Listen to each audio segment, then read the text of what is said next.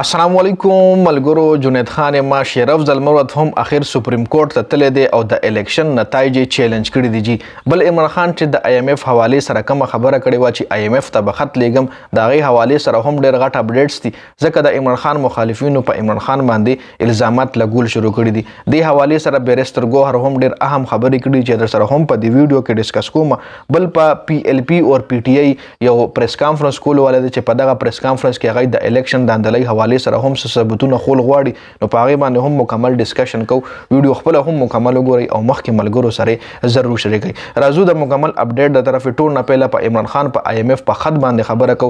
IMF چې کوم عمران خان چې کوم خبره کړې و چې زه به IMF ته خط لیږم چې پاکستان سره د قرضې لین دین کولو نه مخکې د هغې د الیکشن حوالې سره انویسټیګیشن وکړي ځکه زموږ په ملک باندې چې کوم حکومت اوس امپلیمنټ کیږي په ریګینګ باندې امپلیمنټ کیږي په داندلي باندې امپلیمنٹ کیږي نو بیا به پاکستان عوامو ته هم مسایل او د ستاسو قرضه واپس کولو کې په پاکستان ته هم مسایل نو قرضه ورکولو نه مخکې دغه انویسټیګیشن وکړي. نو دې حوالې سره د عمران خان چې کوم مخالفین دي ای په عمران خان باندې دا الزامات لګول شروع کړل چې عمران خان ملک سره وفادار نه دی، عمران خان ملک سره غداري کوي، ملک ته نقصان رسوي، ریاست له نقصان رسوي.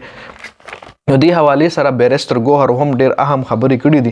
بیرستر ګوهر ویلي دي چې موږ هیڅ قسم داسې کار نه کوو چې هغه کار نه ملک ته یا ریاست ته یا عوامو ته نقصان ورسي. موږ به IMF نه صرف دا ډیمانډ کوو چې څنګه IMF نور شرایط کیدي نو دا شرط هم په دې قرضه کې کیدي د پاکستان حکومت له چې تاسو د الیکشن چې کوم شوی دی د دې په نتایج باندې تاسو دوباره انویسټیګیشن وکړئ، د دې نتایج دوباره جانچ پړتال وکړئ. موږ به صرف دا وایو چې کله هم تاسو پاکستان ته قرضه ورکوئ نو موږ به IMF ته خط لیکو، په خط کې به دا لیکو چې تاسو صرف پاکستان باندې قرضه ورکولو نه مخکې دا شرط هم ولګوئ چې تاسو د الیکشن د نتایج جانچ پړتال وکړئ.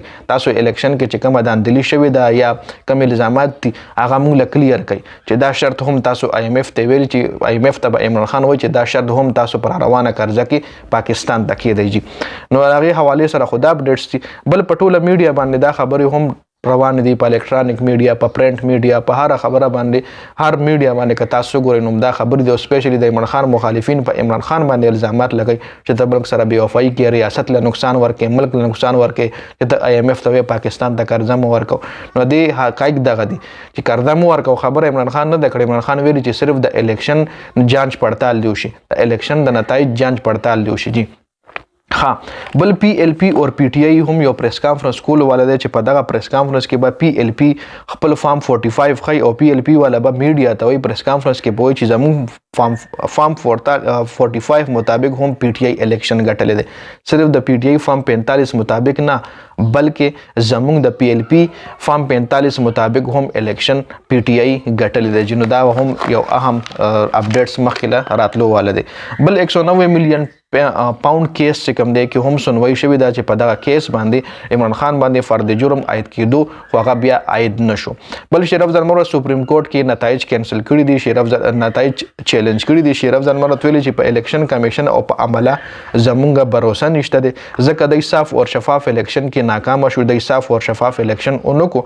بل دا هم ویلي چې د وفاق او د صوبو حکومت ته فلحال ودرول شي، د وفاق او صوبو حکومت ته فلحال لاسوک هم نه اخلي، نه د زرداری اخلي، نه نواز شریف اخلي ځکه چې د ملک نتایج چې کوم دی هغه لا کمپلیټ نه دي راغلي، د الیکشن نتایج لا مکمل نه دي راغلي او څه نتایج پکې موږ چیلنج کړي هم دي. نو چې تر څو د هغې فیصله نه راغلي تر هغې د ملک د صوبو او د وفاق حکومت فیصله لا نه کیږي جي.